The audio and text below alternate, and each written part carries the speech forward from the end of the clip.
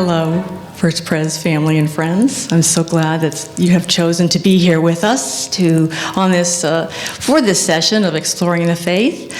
I'm Beth Gerwig, most of you know, and I am a volunteer on the Adult Formation Work Group. And before I introduce our guest speaker this morning, I'd like to just model after our liaison, Reverend Mark Merez, and just say, gracious, loving God, thank you for sending your Holy Spirit here.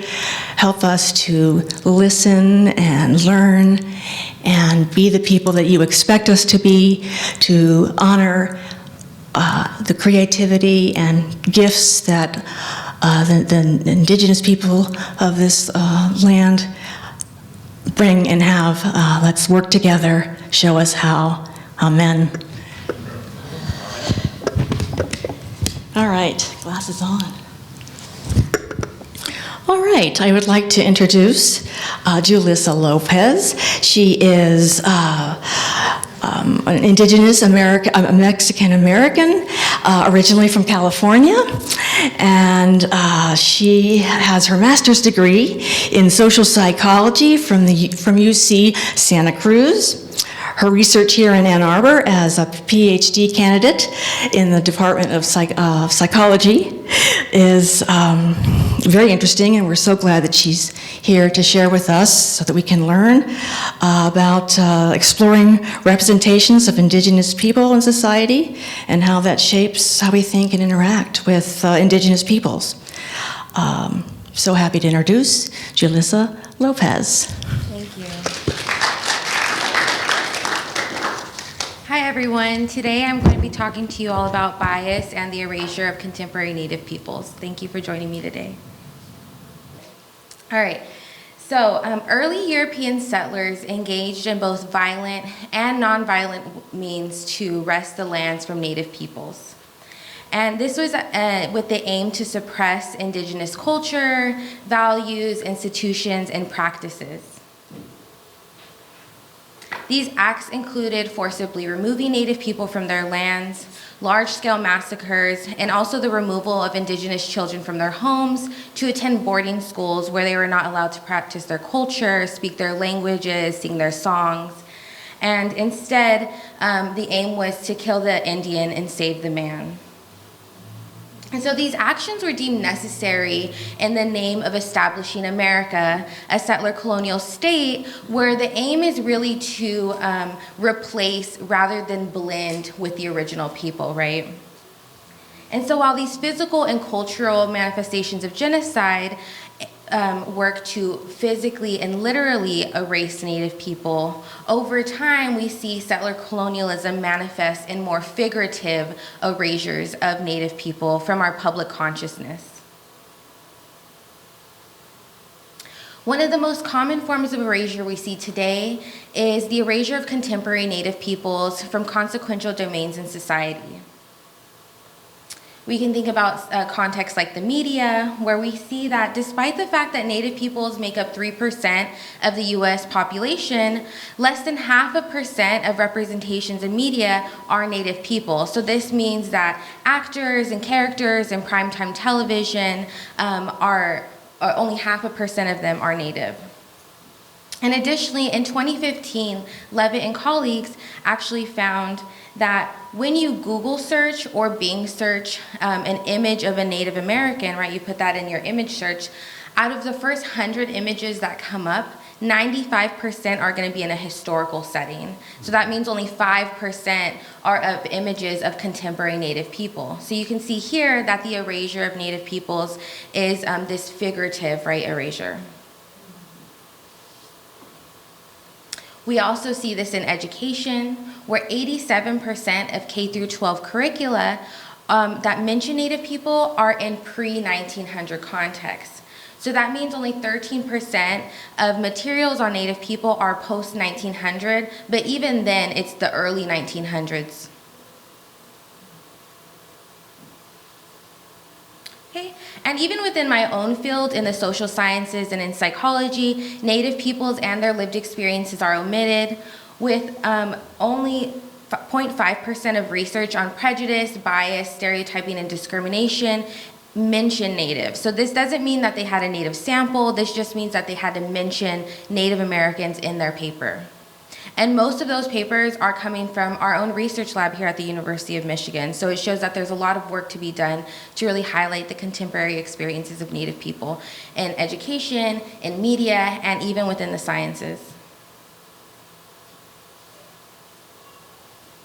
As a social and cultural psychologist, my research aims to understand the impacts of erasing contemporary Native people in society. One line of my research aims to understand the consequences of erasure and perpetuating bias and discrimination against Native people. We know from research that most Americans have never met a Native person and will not meet a Native person, so much of the information and the representations they have of Native people in their mind come from media, education, and all of these other contexts. However, as I just reviewed, there's a dearth of representations of Native people, and those that do exist, they're primarily stereotypes or misrepresentations, or they're historical. So when we think about how this cultural setting is going to impact how non-natives interact and engage with Native peoples, this creates instances of bias that may or may not be intentional on behalf of the non-native people. A second line of my research also explores how this cultural landscape impacts Native people's well-being. So for Native youth, when they look out into society and they don't see themselves reflected in media, in education, on the TV, even in their history books accurately, what does that do for them psychologically and for their well-being? How do they grow up and think about themselves and what is possible for them and people like them? Today I will be discussing only the first line of research, which is the ways that erasure of Native people perpetuates bias against Natives. I'm more than happy to take questions or talk more about the second line of research if you want to do that, but we'll be focusing on the first line today. Okay. The first form of Native bias I will discuss with you today is the epidemic of missing and murdered Indigenous women and girls. Compared to any other ethnic and racial group in the U.S., Native women experience the highest rates of sexual violence, with murder being the third leading cause of death. A groundbreaking report by Lucchesi and Echohawk revealed that approximately 2 Native women go missing or are murdered every day. And what is almost more appalling than these statistics is that there has been no public outrage about this, and there has been no systemic efforts to address the epidemic of missing and murdered Indigenous women and girls. Instead, Native communities are left to wonder if people even care about our Native women, and wonder why there is their sense of apathy or indifference towards the violence they are experiencing. And this sentiment is reflected in the fact that federal authorities consistently fail to intervene. For example, of the 5,700 Native women and girls that go missing every year, only 2% were reported in the Department of Justice Missing Persons database. Additionally, 67% of criminal investigations of sexual abuse handled by the U.S. Attorney's Office and 90% of cases handled by the FBI fail to be prosecuted due to lack of resources. So declining to prosecute non-Native offenders is especially problematic when tribes actually do not have jurisdiction over non-Native offenders. And media also fails us, with 95% of cases being omitted. So that means only 5% of cases are going to receive national media coverage. And given this lack of urgency to address the epidemic of missing and murdered Indigenous women and girls, despite such high rates of violence, we're left to wonder, what are the psychological factors that shape apathy and ultimately advocacy for missing and murdered Indigenous women and girls? Before I move on, I do want to pause and take a moment because this can be really triggering and new information for some people. Some people may have heard about this, but they also don't know the extent of the crisis, right? And I really want us to sit with that feeling because psychologists have actually established over a long line of research that as individuals, we have a psychological need to maintain a positive self-view, right? And that doesn't even include just us as individuals, but we also have a need to view our groups as positive. We want to see ourselves and our groups as moral and good people. So whenever we encounter information that might oppose this or pose a threat to this positive self-view, we do engage in strategies, whether consciously or unconsciously, to contend with this threat.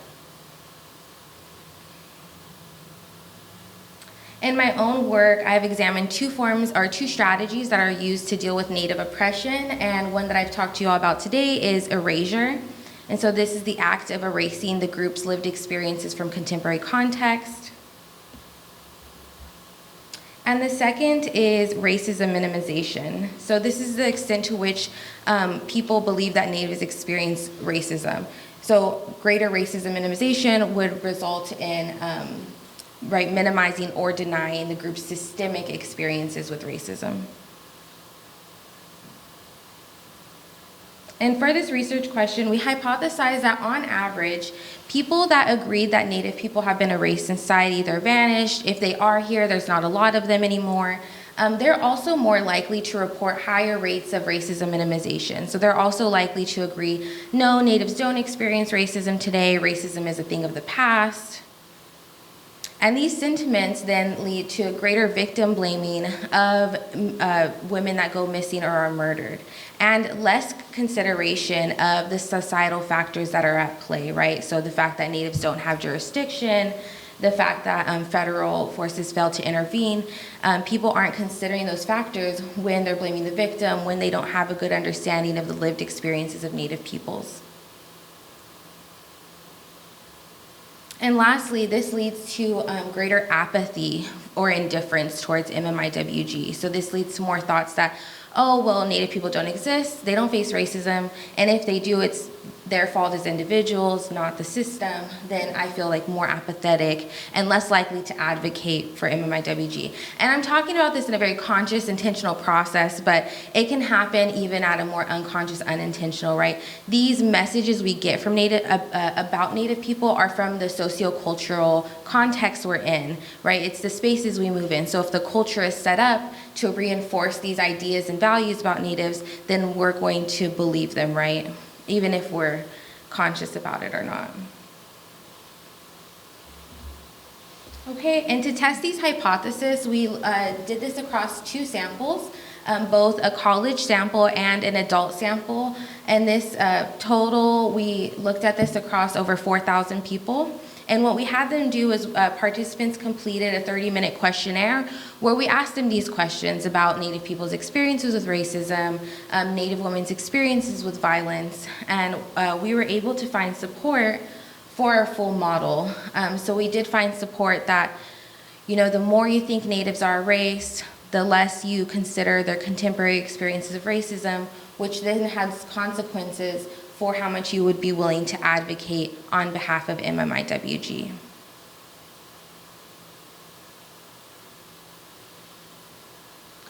So this set of studies as far has provided some evidence for my point that the erasure of contemporary Native peoples does have, can influence and perpetuate bias against Natives. The second set of studies I'm going to review and examine is the acceptability of red face we see in society. Every sports season and Halloween, individuals dress up in red face and mock Native culture. Despite this, Pew Research Center actually put out a report in 2019 that did confirm that a majority of Americans do agree that it's not acceptable to dress as another race. And we see this, this is not surprising given that we see in society typically instances of blackface are met with social backlash. So we can think about the Megyn Kelly being fired or the resignation of Governor Ralph Northam in Virginia, or even when Jimmy Kimmel took a break, right? Each of these individuals experienced social backlash for being associated with blackface, whether they engaged in blackface themselves or they defended it. So given this public outrage towards instances of blackface, we were also left to wonder, why is it that red face might be tacitly accepted while other racialized representations do get this reaction? And I would like to give a caveat that the point of this research was not to say that one is worse than the other. We're not trying to play oppression Olympics. They're both terrible things. It's really to understand what in our sociocultural context is driving the difference in psychologically how we're processing these very similar and analogous representations. And to test this question, we randomly assigned individuals to rate the acceptability of red face and blackface.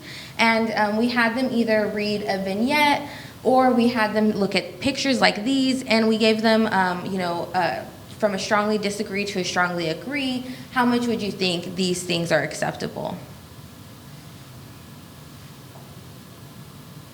And one important thing to note about the vignettes, they're very similar except for the parts that are highlighted in red, just to show how balanced we made these, right? To really get at, is this a difference? Is there anything characteristically different that's driving the acceptability, or is it something in the larger sociocultural context?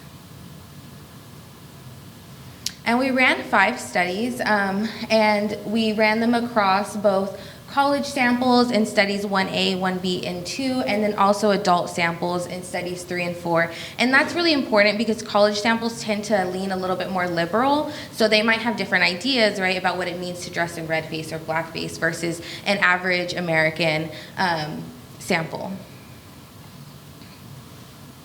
Okay, and what I'm going to show you here is a graph of the acceptability scores for both red face and blackface. And again, this is across both photo and vignette stimuli. And what we can see here from the graphs is that across studies, across samples, across methods, red face is being perceived as statistically more acceptable than blackface. I will note, however, though, people are falling just below the midpoint, and that's 7 is strongly agree, 1 is strongly disagree. So people, on average, are disagreeing this is okay, right? It's more, we're paying attention, there's a difference, though, in how much they find one more acceptable than the other. And when we return back to our question, why are red face and blackface perceived as differently? We hypothesized that it might be because of differences in how we think about the lived experiences of Native and Black people. Specifically, we found that when we asked people about the erasure of Native people and Black people, compared to Black people, participants thought that Native people were more vanished and people of the past are not contemporary people, right?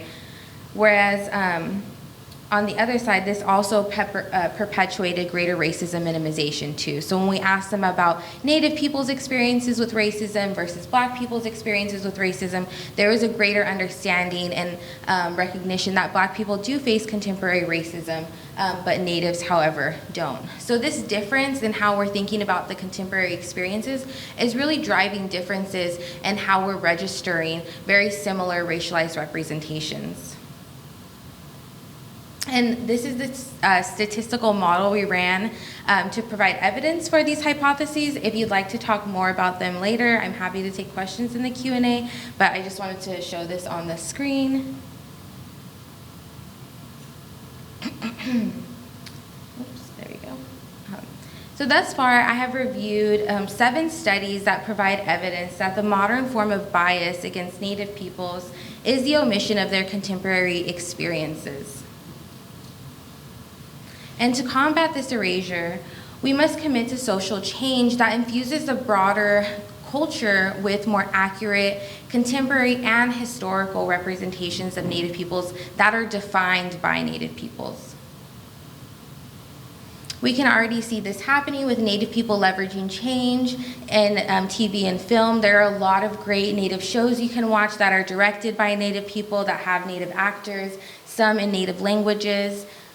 Like Reservation Dogs, hilarious. I would definitely check that out on Hulu.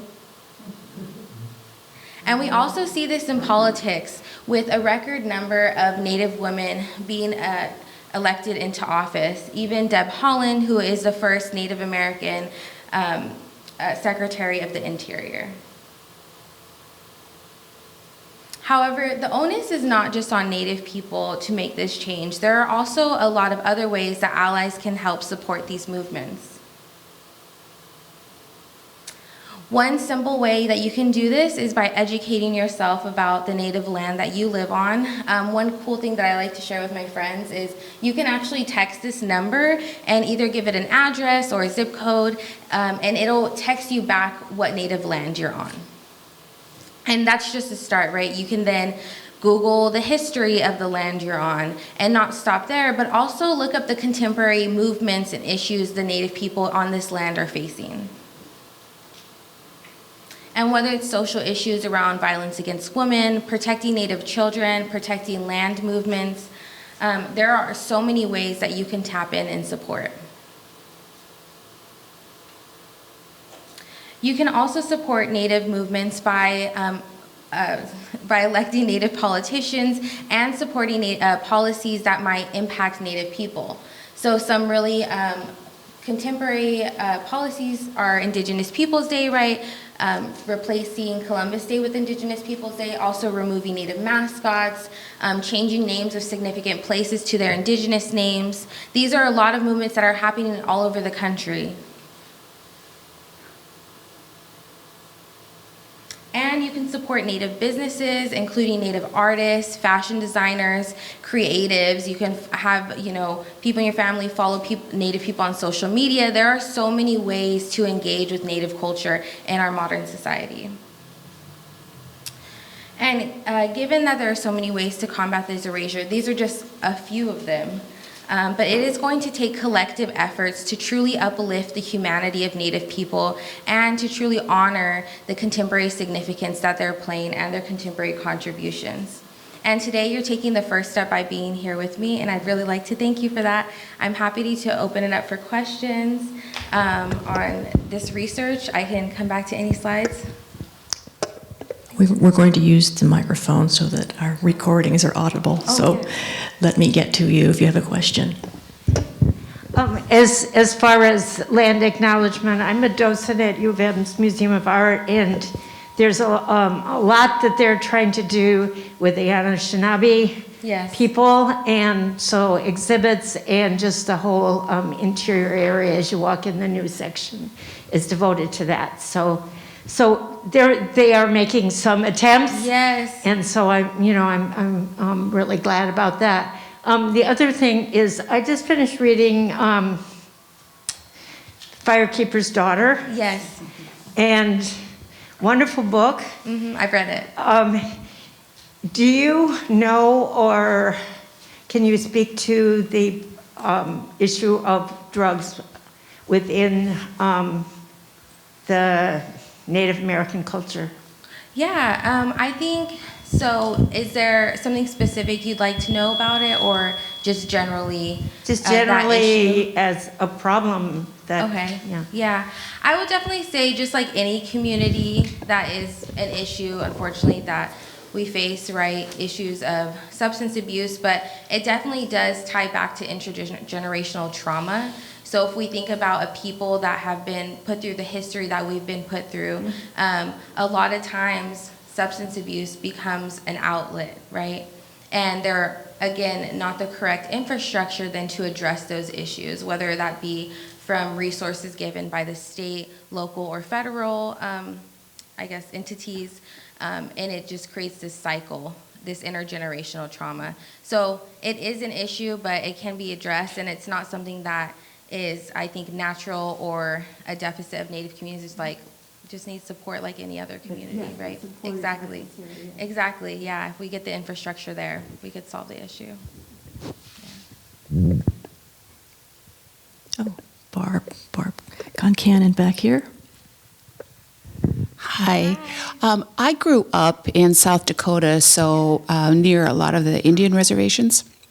And so I'd like you to just speak to that if you could. For example, when we were growing up, we were not supposed to go onto the reservations because of the tribal cops. So when you indicated that there would be missing natives, especially females, Is the federal government allowed to get involved on the Indian reservations? Yeah, so there's a lot of, I would say, like red tape when it comes to these issues. So you think about there's local, tribal, state, and federal authorities that could come into play. And so that also creates issues. It's like, whose problem is this going to be? Who's going to handle this? So a lot of times these cases end up slipping through the cracks.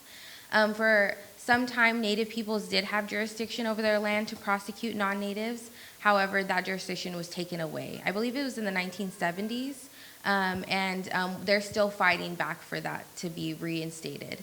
And so while there are some cases where the tribe would have jurisdiction because they're, their own sovereign nations, their own government with their own laws, police, everything, there are cases where non-Natives could go on the reservation, commit crimes, leave the reservation with no consequences. And so that's how we get into these issues of high rates of violence against women, especially in places where there's man camps, and man camps being these temporary housing blocks for men that are working in extractive resource industries, things like oil or gas, right? And so where there's lots of man camps, there's also lots of human trafficking or sexual violence happening. So when we have all of this mixed together, it's like the perfect storm.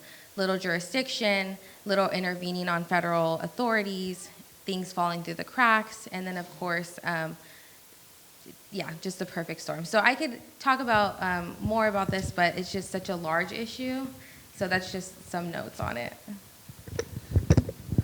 First, I just want to thank you Yeah, for, I really feel educated a lot by what you shared, so thank you, and thank you for your research.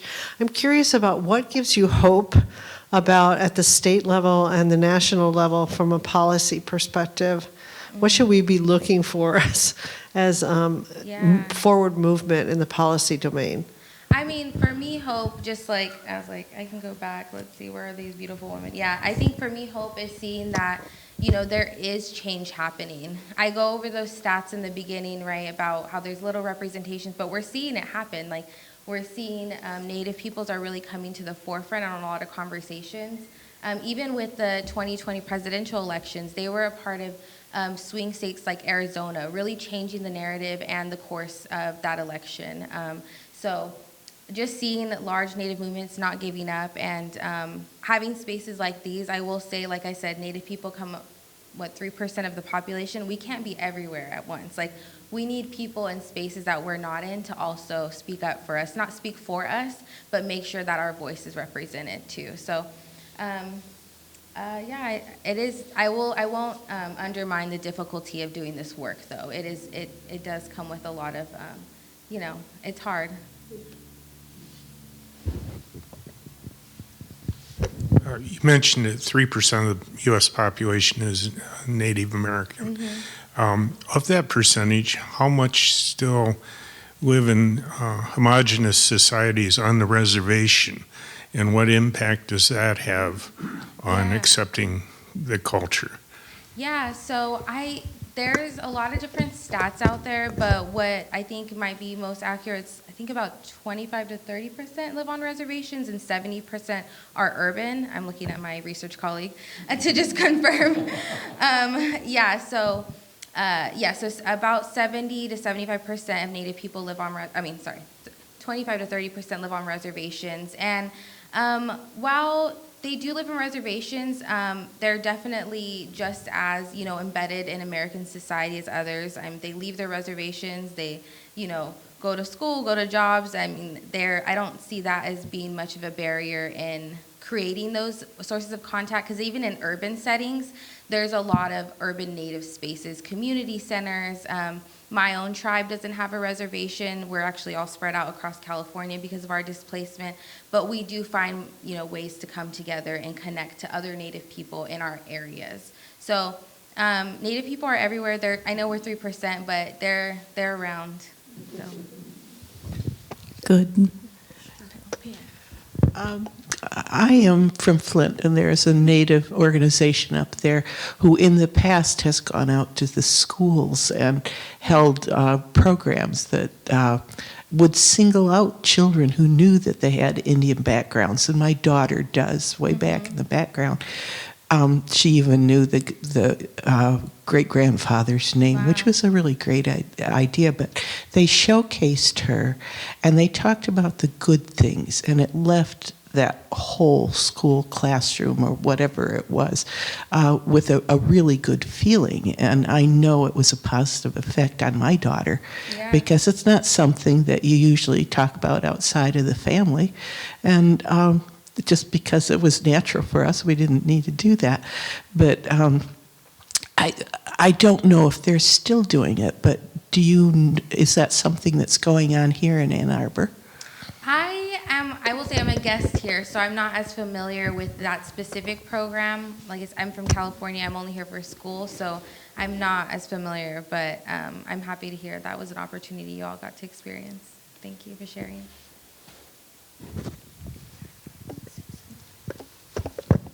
I also want to thank you for your clarity and your courage in coming today. And I think one of the things that's so frustrating to me, and as let alone to many others, is that even progress we make doesn't feel secure. So I'm aware that right now the Supreme Court has heard arguments about reversing the National Indian Child Welfare Act. And I just wondered if you wanted to talk a little bit about what that would mean to not have that kind of protection still in place for Native cultures, and if what we all can be aware of and possibly do. Yeah, thank you for bringing that up. So like I said, there are a lot of movements going on around the country. One is the Fight for ICWA, the Indian Child Welfare Act, which was put in place to protect Native children and have them placed. So Native children that were going up for adoption or put in foster care, they would have to be prioritized to be given to a Native family, whether that be one within their own tribe or another tribe. And this was really to help I guess, what I went over in the beginning with the boarding schools, the removal of Native children, not only just through boarding schools, but even through U.S. Social Services. So this was trying to undo that history. And so recently, there has been a case brought to the Supreme Court to reverse this with a white family wanting to adopt a Native child. And so, it could be very damaging and harmful because, as we know, what it means to be connected to your Native culture is not just, your cultural identity, but it's also a sovereign right. So Native people are we're not technically a race, we're a political entity. So we have a political sovereign right here in America. And so without being placed within your tribe, you're then, that right is taken from you, which is important because that comes with the right, to different, I wouldn't call them benefits, but resources, right, through your tribal community. And so not only that, but the sovereign right side of things, but also back to the cultural side of things, to not be connected to your culture, we know, even in the psychological research, it creates a lot of issues around identity. And if you're not secure in your identity, that has a lot of worse outcomes for your well-being, whether it's like more depression, anxiety, more questioning of do you belong, where do I belong? So while we might think, in the short term, we really want to make this one family happy, and it's very sad, right, what they're going through, in the larger picture, it could have way worse rippling effects, right? And we could end up in the same place where Native children are being taken from their homes. So that's a little bit about it. I would definitely do more research on how you can support. It's ICWA, ICWA, and learning more about that history. But thank you for bringing that up. That's really important.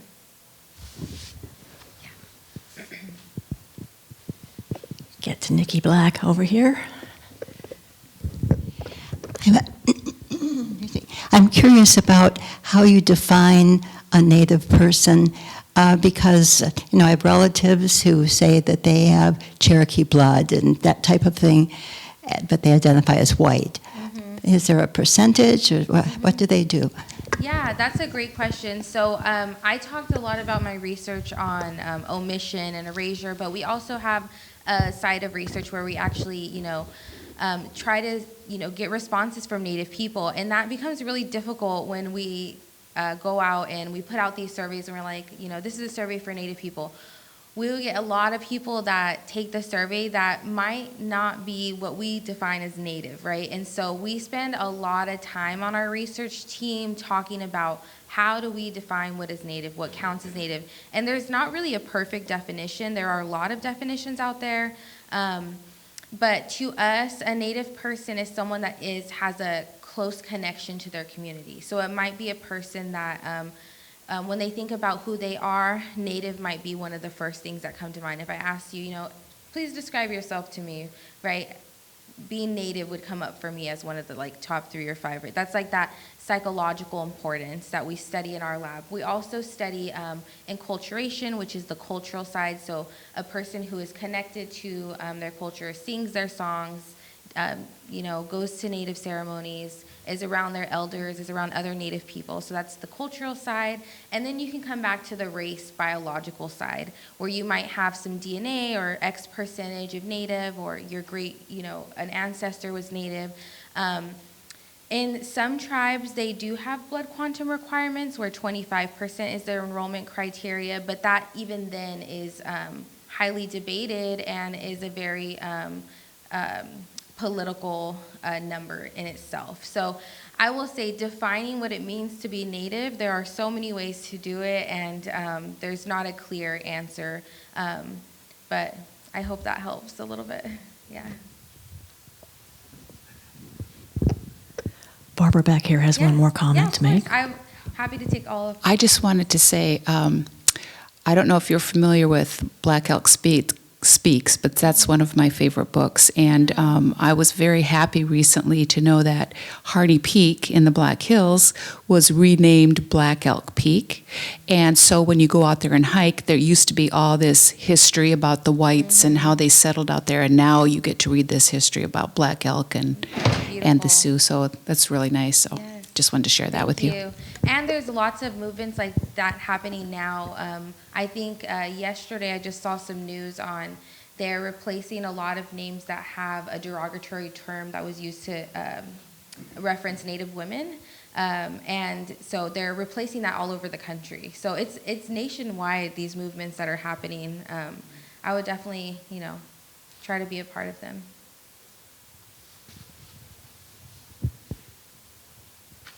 Yeah. One moment, Pam. Let me come to you, please. When you say nationwide, you need to know that this is going on in Canada also. There are a lot of missing women, so it's cross-border. You don't get it in our news so much. You might out in the western states out there, but here I have to get it from Canadian news rather than American news. Yeah, there are a lot of Canadian or First Nations people that you can follow too and learn about. Especially being this close, right, to Canada, borders are made up things. So a lot of the things we experience, especially in similar settler colonial states, there's a lot of parallels between our experiences.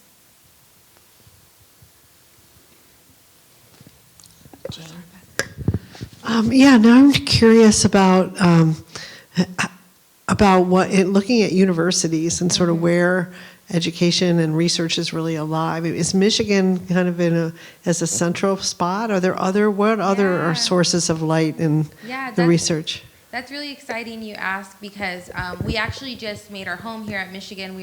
We came from the University of Washington, but my advisor, Stephanie Freiberg, who's the #1 collaborator, she's great. So she's an Indigenous researcher who is the head of the RISE Center, which is the Research on Indigenous Social Action and Equity, and it's housed here at the University of Michigan. So she was granted the Mellon Foundation grant, an award, and was able to, University of Michigan was like, we're going to match that, and we're going to open up a research center for Indigenous peoples, and it's been really amazing. It's the only one probably in the world like this, so we feel very fortunate to be a part of it, and she's really dedicated to building a pipeline of Native researchers, so we won't be the last ones.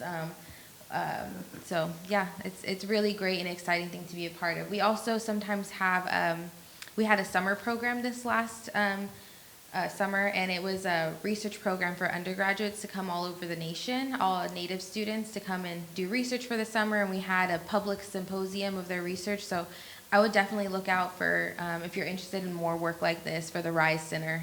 It's pretty easy to Google RISE, UMich. There's 2 RISEs here. We're the Native one, but that should be easy to figure out. Yeah. Carol Fletcher.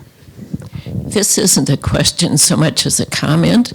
I believe it was a week ago, the local paper had a pretty long article about indigenous people who are descended from slaves, particularly this focused on Texas, who can't prove their indigenousness, and so therefore aren't accepted by any tribes and are not eligible for any benefits. I was not aware of that being an issue before, but I'm just bringing it up that that's one more thing that needs to be considered somewhere along the line. How do these people who mostly through oral history can trace their lineage back, but how can they do anything more than that? I'm just saying. Yeah, I mean, it definitely speaks to how we define what it means to be Native, and there are a lot of controversial ways we can define it. If we have a more fluid and holistic understanding, I think we can move forward in more positive ways. So thank you for bringing that up.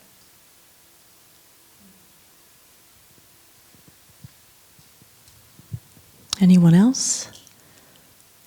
Lots of wonderful information to reflect on, and we appreciate your time with us.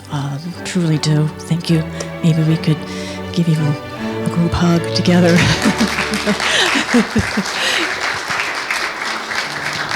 And I'm happy to stick around if anybody wants to chat. So. Lovely. Thank you so much. And Jamie, thank you for you were the ride.